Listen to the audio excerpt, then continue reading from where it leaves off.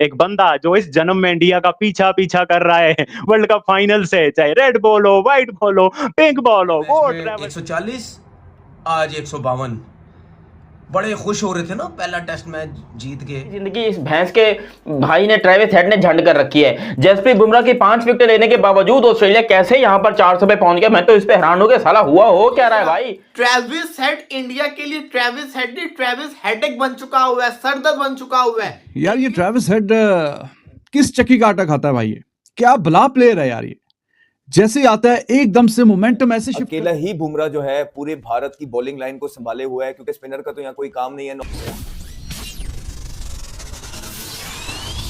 जिस तरह उसने कूटा और आज की इनिंग में जिस तरह कूटा और स्मिथ ने जिस तरह 100 किए, अभी तो एलिक्स कैरी 45, एलिक्स कैरी जो 45 में बाकी है, अभी उसने भी कूटना है। जिस तरह नए बॉल पे कूटा ना उसने भाई मेरे। बुमराह के बगैर आपकी बॉलिंग लाइनअप टेस्ट क्रिकेट में ऐसी है जैसे वो नहीं। फास्ट बॉलिंग की बात करो, मैं स्पिनर्स की नहीं, नो डाउट जडेजा अश्विन बहुत बड़े स्पिनर है, बहुत जबरदस्त स्पिनर है।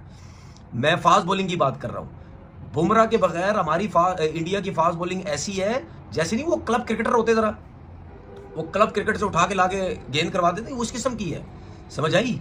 ये मैं इसलिए बातें कर रहा हूं एज अ क्रिकेटर, मुझे बातें करनी नहीं चाहिए, लेकिन इस वजह से कर रहा हूं क्योंकि आपको तकलीफ है हमारी पाकिस्तान क्रिकेट से, आपको तकलीफ है बाबर आजम से, आपको तकलीफ है रिजवान से। हमारी टीम जब हारती है आपको उनसे तकलीफ होती है, तो फिर मैंने भी सोचा रख के बैंड बजाऊंगा तुम लोगों की। अब ये सिराज मिराज जैसे बॉलर ना, ये घूमते फिरते भाई बहुत मिलते हैं पाकिस्तान में। वो ट्रेविस हेड इंडिया के लिए ऐसा डरावना हाव है, मुझे नहीं लगता इंडिया की तारीख में किसी ने इंडिया को इस तरह से जो है ना टारगेट करके पहला होगा जिस तरह से ट्रेविस हेड ने, जिस अटैकिंग मोड में इंडिया के खिलाफ वो खेलता है, तो भाई कमाल ही किया। जानते हैं कि भाई ट्रेविस हेड जो है इस टाइम पर दर्द सर बना हुआ है, और इस बात से तमाम हिंदुस्तानी भाई लोग जो है एग्री करेंगे कि ट्रेविस हेड, देखो अब ये नहीं है कि ट्रेविस हेड का कोई मुकाबला कर रहा है। ट्रेविस हेड कितनी बढ़िया परफॉर्मेंस दे रहा है, कितनी शानदार परफॉर्मेंस दे रहा है, लेकिन कोई उसको कोहली के साथ कंपेयर नहीं कर रहा। मैं आपको इस बात की गारंटी दे रहा हूं कि कोई बंदा उसको कोहली के साथ, इवन कोई ऑस्ट्रेलियन मुझे निकल के बता दे कि मैं कोहली के साथ कंपेयर कर रहा हूं। और हमारे यहां अगर एक बॉब्जी शॉब्जी अगर थोड़ी सी अच्छी इनिंग खेल दे, कभी कोई 50 मार दे, कोई 76 मार दे, तो उठाकर विराट कोहली के साथ कंपेरिजन कर लगे। अबे तुम्हें पता भी है ये कौन है?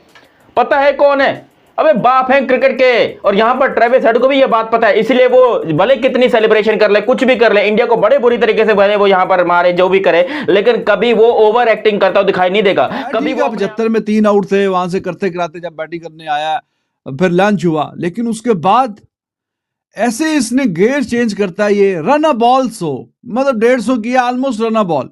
एक स्टेज पे लंच पे इसके 35-40 बॉलों पे कोई 18-20 रन थे, लेकिन पोस्ट लंच तो भाई इस बंदे ने मुड़ के नहीं देखा।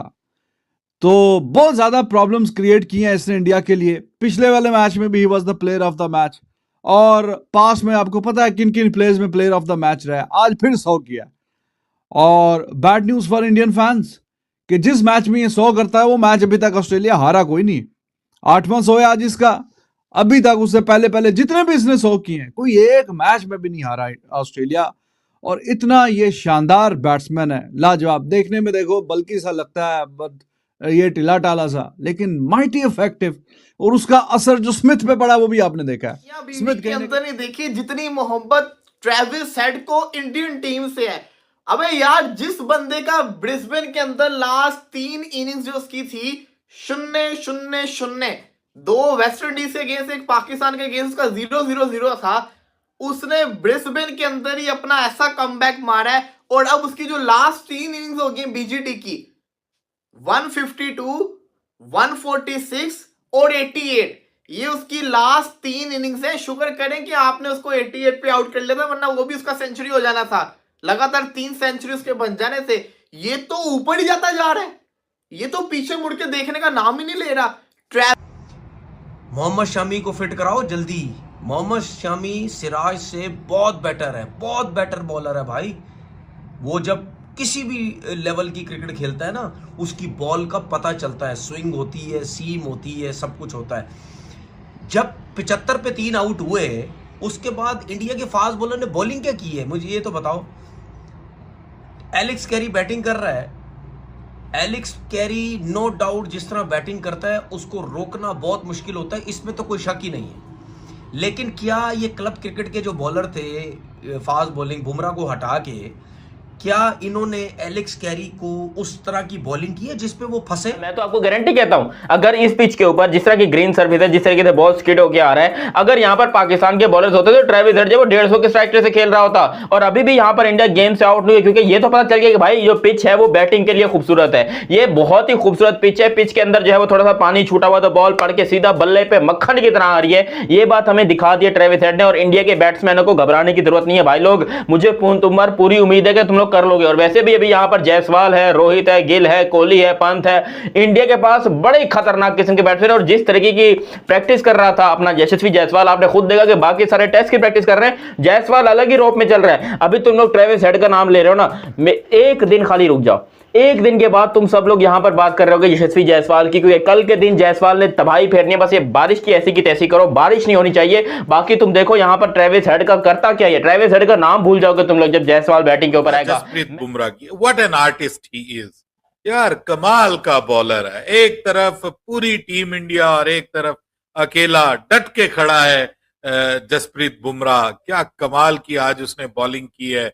अगेन उसने बताया कि वो दुनिया का बेहतरीन सीमर है, बेहतरीन फास्ट बॉलर है, इसमें कोई दो राय नहीं है। आज उसने अगेन ये बताया है कि वो इंडिया का तो एटलीस्ट जो है ना वो अब तक का सबसे बेहतरीन फास्ट बॉलर है, और इसमें तो कोई किसी किस्म की जो है ना वो आप कर ही नहीं सकते कि यार उसकी उंगलियों में जादू है, जो उसने आज एक बार फिर करके दिखाया। और अकेला लड़ता रहा, यानी जिसको आप कहते हैं ना वन मैन आर्मी बना हुआ है वो, उसका साथ निभाने वाला कोई नहीं है, उसका साथ देने वाला नहीं है, लेकिन उसके बावजूद वो अपना 100% बात दे रहा फिर है। वही है जो हम पहले टेस्ट से करते आ रहे हैं कि बुमराह को सपोर्ट चाहिए। अगर आप बुमराह को साथ वाले एंड से सपोर्ट नहीं देंगे तो फिर ऐसे ही होगा, पार्टनरशिप्स लगती जाएंगी। आप देखें सिराज के 22-25 ओवर उन्होंने किए आज भी, तो वो जो वेनम था उनकी बॉल में वो मिसिंग है, वो विकेट टेकिंग डिलीवरी जो है वो मिसिंग है, वो कंसिस्टेंट एरिया पे 4-4 5-5 बॉल लाके करना वो मिसिंग है।